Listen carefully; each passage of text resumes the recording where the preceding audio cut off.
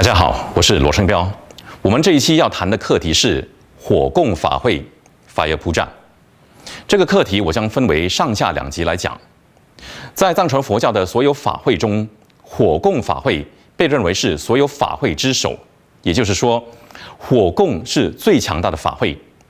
火供法会的基本目的是为去除所有障碍和消除那些阻止我们开悟所谓的污染。火供法会能够净化一般由不纯净的行为造成的业障，而且它在修补我们在灵修上所违背的承诺和誓言这一方面特别有效。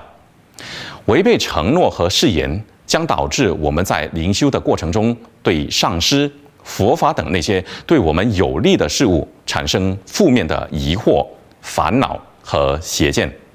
因此，要净化这些修行上的杂质，如果我们能持续的以坚定的信念和清净的三昧耶来进行火供法会，就能做到。进行火供法会需要用到一些特别的原料，还有将特别的坛城图，也就是曼陀罗，画在进行火供法会的场地。火供法会分成习、增、怀、诛四种。第一种是习斋火供，习斋火供能够去除厄运，以及去除对我们的性命、智慧、财富等所出现的障碍，也能够去除对佛法的增长，也就是闻、思、修方面的障碍。习斋火供能去除这些障碍，或者延迟这些障碍的显现，好让我们在恶报成型之前有足够的时间去净化它。第二种是增益火供，增益火供能够增长功德、健康、寿命、智慧和心灵上的财富，特别是在佛法上的闻思修。第三种是怀爱火供，怀爱火供能够扭转在我们生命中出现的负面状况，让我们达成愿望，但前提是我们必须有正当和良善的发心。第四种是诛除火供，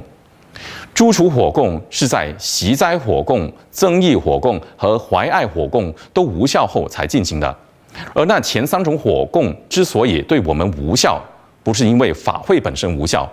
而是因为我们所累积的恶业太过深重，以致必须使用到最后一个最终极的诛除火供来对治它。所以，我们用火供这种愤怒的方式，来快速地克服那些阻止我们内在和外在财富增长，还有健康和修行上的障碍。真图果仁波切说，过去他的一些弟子进行了一些一般法会和火供法会，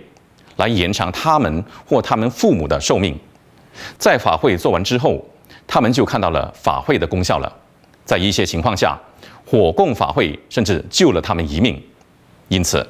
我们应该时时记住上师的慈悲，也应该不断努力地去和他人分享佛法，让其他人也能得到那样的帮助。所以，当我们如法地进行火供法会，再配合对上师亲近的三昧耶，它是一种对克服很多种恶劣的情况都非常有效的法会。在过去，我们曾经见证火供法会、长寿法会、朝圣法会或持诵法会，给我们的家人、朋友、亲人及子女们带来了很大的注意。我们也知道有不少在求学的孩子们，因为法会的加持而顺利通过考试的个案。我们也知道有些人的父母亲因为法会而保住性命、延长寿命或是健康大有好转的个案。所以，我们千万不要忘记这种慈悲，因为能有人有这种能力，透过法会来帮助我们的父母亲是非常难得的。因为要成就这一切，我们就必须有一个佛教道场、团体、僧团及大家共同创造的一个空间，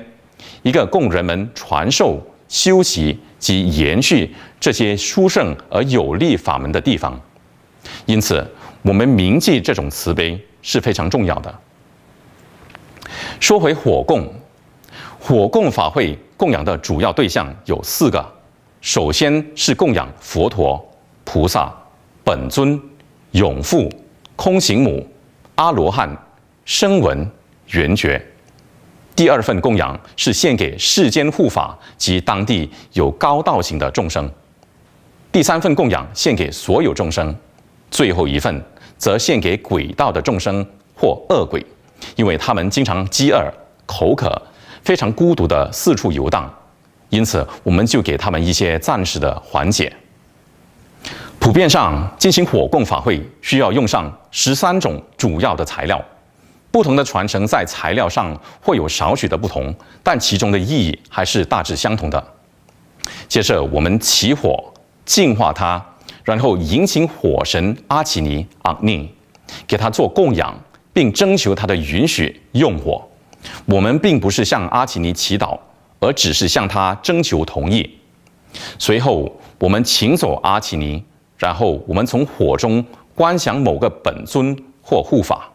因此，如果那场火供法会供养的是白度母，我们就观想白度母；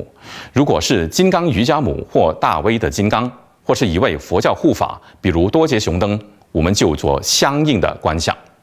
比如说，我们的供养对象是多杰雄灯，于是我们就迎请多杰雄灯到火中去，那是没有问题的，因为多杰雄灯是坚不可摧的，他的心事是圆满正目的。于是多杰雄灯护法安处在火中，张嘴接受我们已经净化过的13种贡品，它们是已融化的牛油、芝麻、长寿茅草、米鱼奶酪、吉祥草、芥子、带壳青稞、无壳青稞、扁豆、麦、树枝，以及这13种材料的混合体。好了，这一期节目我先说到这里，我将在下一期节目详细的解释各种材料的意义。大家如果想要学习更多佛法，可以上占图古仁波切的中文博客 www.tamrinpoche.com/l/cn。我们下期再见，谢谢大家。